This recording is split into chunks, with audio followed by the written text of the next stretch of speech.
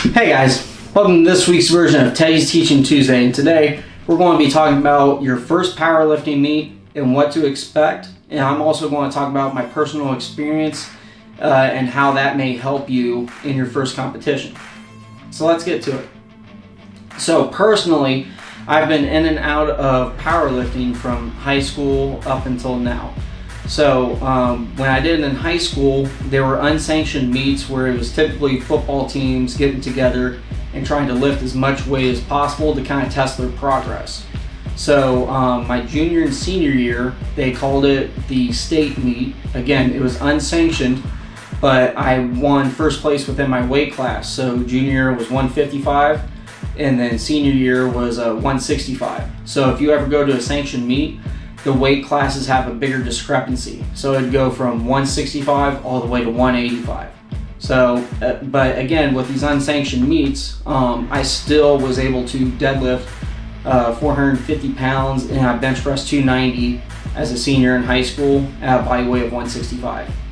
And after that, I went on to play football and track at Capital University.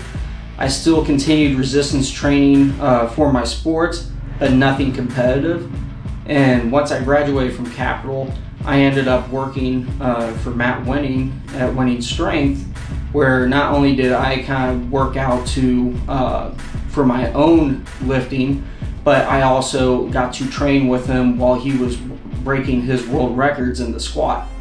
So not only do I have my own personal experience from my own lifting, but I also got to see it firsthand from people at the very top level in the world.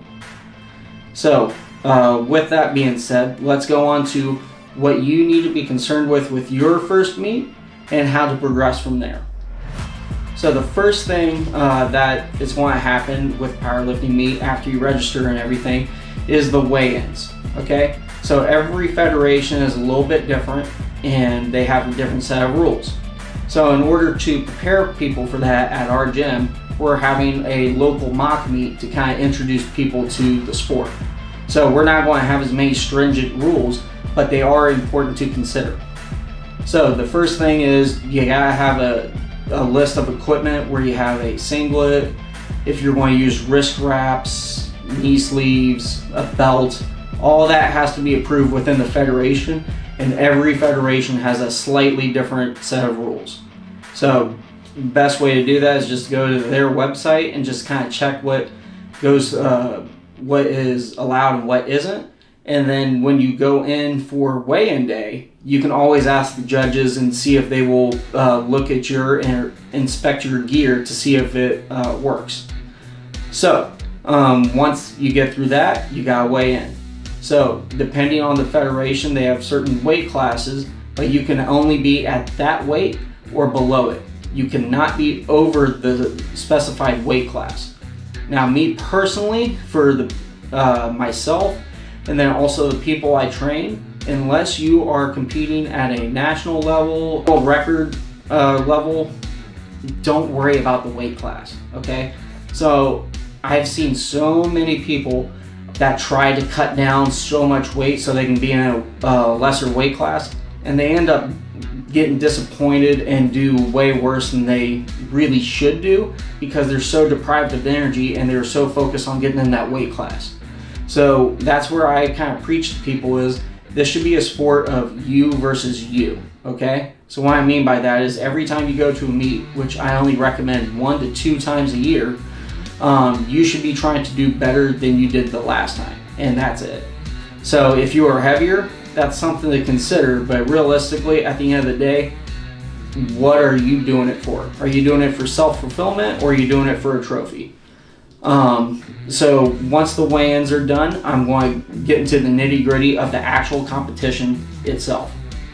So what that is you have the squat, bench, and deadlift. And whoever totals the most within their respective weight class and division ends up winning the meet.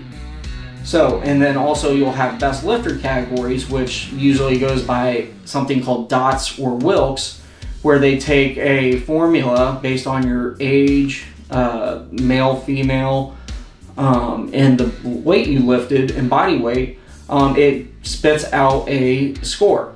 So whoever gets the best Wilks or dot score, depending on the meet, usually wins that meet. So for ours personally, we will be using Wilks in order to keep it an even playing ground. And we'll do top male and top female athlete. So when going into these lifts, you have 3 attempts, okay? So when you have that attempt, you're trying to make sure you just complete the lift safely and do it correctly. So that way you have 3 judges judging you, 2 from the side, 1 from the front, and they will either give you a white light or a red light, okay? So you need 2 out of 3 in order to have it, make it a good lift.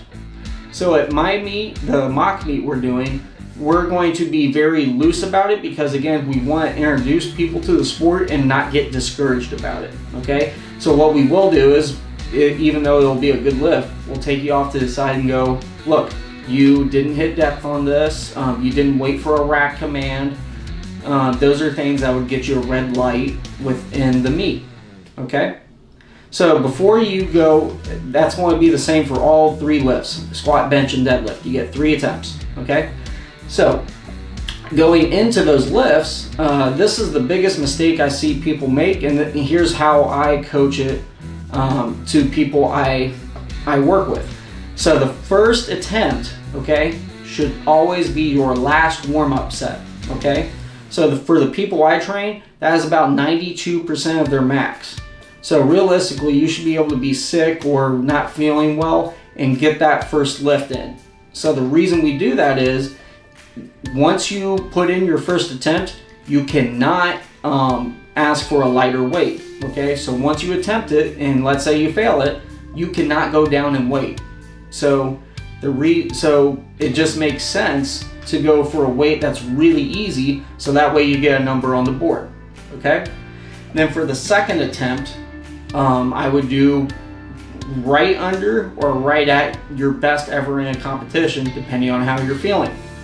And then the third rep, or third attempt, is going to be a new personal best, okay? But before you get into the attempts, me personally, I think people should take about 5 to 6 warm-up sets before going into the first attempt. So for that means a total of 6 to 8 sets, including your attempts. So the reason for this is it takes a bit for the central nervous system to get adjusted and do the weight properly. And also, realistically, that's just going to set you up for success mentally as well. Just trying to get in the groove of getting your form dialed in, making sure you got everything golden and ready to go. Now, I do that. So what I'll do for the squat, for example, okay, we'll do the bar for 10, we'll do a low weight for 5, and then we'll go up and weight and do it for 3. We'll go up and weight and go for 2. And then the last 2 sets are either doubles or singles, depending on how my athlete is feeling. And if they look really good, we'll just do singles to reserve energy. Now we'll do the same exact thing for the bench, but on the deadlift, we'll only do singles all the way through. So if anybody that's been to a meet, they know it takes a long time. So my first meet ever, it was actually kind of poorly ran, and it took forever because there's equipped lifters and raw lifters in the same meet. But I started my first lift at 9 a.m. and didn't get done with my last deadlift until 11 p.m. So it was a very, very long meet. It went into the morning. But with our mock meet, we're trying to limit it to 30 people, so that way we're hopefully only going from 11 to 2 p.m. So going back to the lifts now, so when you do the deadlift, you're probably going to be tired from waiting around and doing the squat and bench. So that's why we're only going to do singles. You're just dialing in your form and getting your CNS prepped to lift a heavier weight, okay? Because the last thing you want to do is try to go from sitting around for multiple hours and then try to hit 400 plus pounds on a deadlift without doing anything. So again, just start at lightweight, just do singles all the way up. So that's how I would warm up and take your attempts going into the meet. Now, a couple things I would consider for warming up though is, so let's say there's flights, okay? So let's say for our mock meet, we have about 30 people listed. So we're going to have 3 flights of 10 people. So when we do a flight, we start from the lowest weight that someone is attempting within that flight, then we go all the way down to the heaviest and start back at the top again for second attempts. So if you're in the first flight, you should be warming up however you need to right after the rules meeting is done, so that way you can get ready for your lift. But if you're in the second or third flight, it's going to be a little bit different strategy. So if I'm in the second flight, my warm-up attempts, how I would do this is every attempt the flight is doing before you, you're trying to do 2 warm-up sets. So if I'm in the second flight and they're on first attempts for the first flight, I'm going to get 2 warm-up sets in, and then I'm going to wait around, and then when they go to second attempts, I'm going to go to 2 more sets. So that means I've gotten 4 sets done.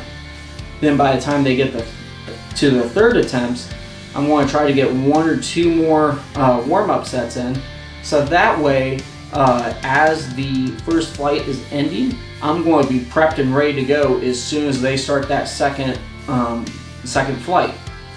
Now the reason I also do it in this fashion is that it gives you ample time to rest, but you're not sitting around warmed up and then get cool again, okay? So this just kind of keeps a nice, consistent, steady flow. Now if you're in the third flight, you would do the same thing, but you wait until they're starting the second flight. So I hope you guys found this useful. If you want to hear more about powerlifting meets and how you can prepare for them, either message below and we can make a video of this in the future, or DM me and consult me so that way I can do your personal online coaching and tell you how to prep for your first meet. So I hope you guys enjoy this, and I'll see you guys around.